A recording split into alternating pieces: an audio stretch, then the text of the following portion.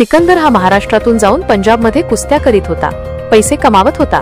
त्याचे हे वर्चस्व सहन न झालेल्यांनीच त्याला फसवून असल्या खोट्या गुन्ह्यात अडकवले आहे।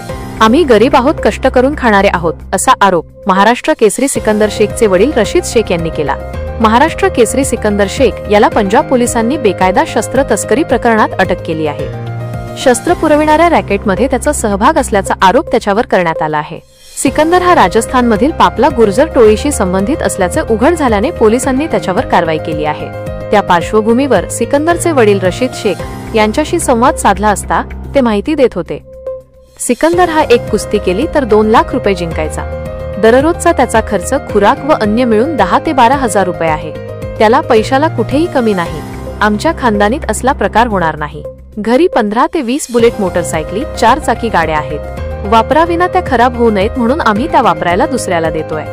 वर्षाला किमान 2 कोटी रुपये मिळवणारा माझा मुलगा असले उद्योग कधीच करणार नाही। आम्हाला न्याय मिळेल, आमचा न्याय व्यवस्थेवर विश्वास असल्याचे रशीद शेख यांनी सांगितले। दरम्यान सिकंदरचा भाऊ व त्याचे अन्य नातेवाईक हे पंजाबकडे रवाना झाले आहेत। तेथे जाऊन तेथील न्यायालयीन व प्रशासकीय प्रक्रिया पूर्ण करण्याचा त्यांचा प्रयत्न असल्याचे वडील रशीद शेख यांनी सांगितले। सिकंदरने अनेक छोट्या मोठ्या कुस्त्या करून मोहोळसह जिल्ह्याचे व राज्याचे नाव त्याने वरच्या क्रमांकावर नेले आहे। त्याच्या अटकेची बातमी शहरात समजतात चर्चा सुरू झाली। आयुष्यभर लोकांचे ओझे खांद्यावर वाहून गरिबीतून पोराला चांगला पैलवान केला, त्यामुळे असले उद्योग तो करणार नसल्याचे वडील शेख यांनी सांगितले।